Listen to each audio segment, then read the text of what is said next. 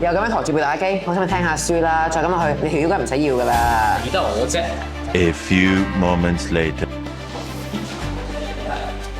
你喺度打機，你打機都打至最烏低條腰，你咁樣要好傷啊！知唔知啊？係，sorry。好心痛啊，同學。知道。你咁樣做啦，好嘛？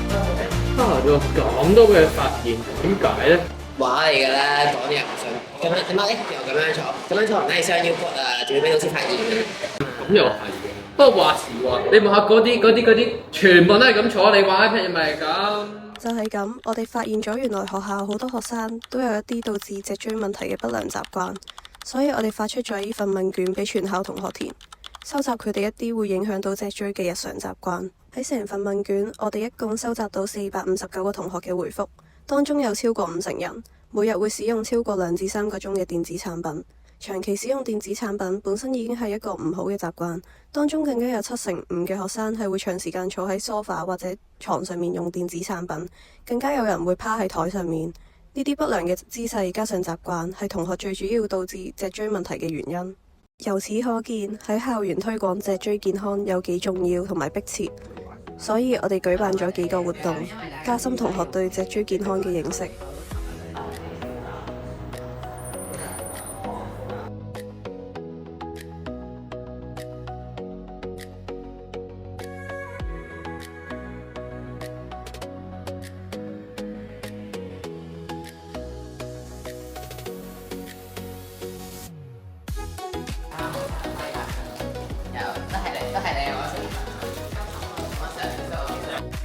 咁射箭仲可以增強我哋嘅核心肌群，令改善整體嘅姿勢。咁射箭嘅時候仲可以令我哋嘅膊頭對齊，保持一個向下向後嘅姿勢。咁拉弓嘅時候仲可以增強我哋背部肌肉，令我哋維持一個挺直嘅動作。咁呢個活動都可以令同學知道要用一個點樣嘅姿勢去預防脊椎嘅問題。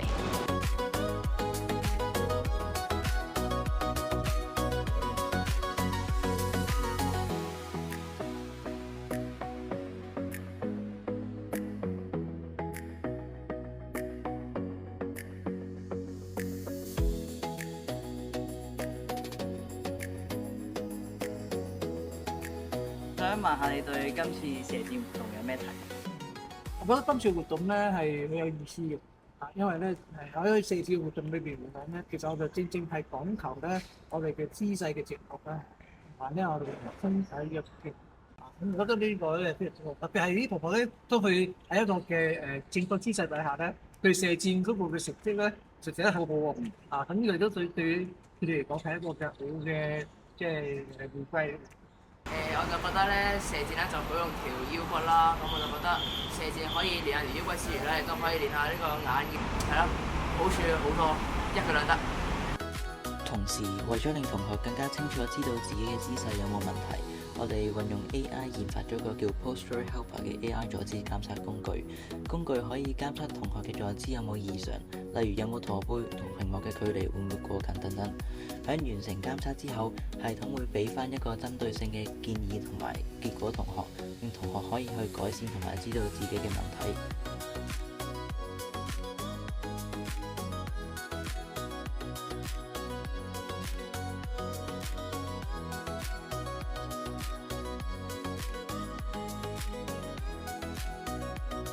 咁你試下嗰啲錯誤示範咧，譬如寒背啊、側馬邊咧，佢就着燈會。你試下睇下，佢就會着燈啦。咁你就可以收埋佢咧，可能坐5分鐘，佢就會俾翻個統計結果嚟。咁我5分鐘裏邊可以有幾多 percent 係正唔正確咧？定係？另外，為咗推廣脊椎健康呢個計劃，我哋通過社交媒體去拍攝視頻，去宣傳關於脊椎健康嘅知識。而透過拍攝視頻，我哋已經獲取超過4000人嘅觀看次數。而透過社交媒體，我哋可以有效地咁樣宣傳關於脊椎健康嘅知識，令更多人關注關於脊椎健康嘅重要性。呢個計劃唔單止一個機會俾我哋5個認識脊椎問題，亦係個契機俾我哋將呢個問題推廣到去全校，令到佢唔再得個講字，而係有實質嘅行動同埋成效。喺未來，我哋希望更加多同學去用我哋程式，亦都令更加多人去關注呢個問題。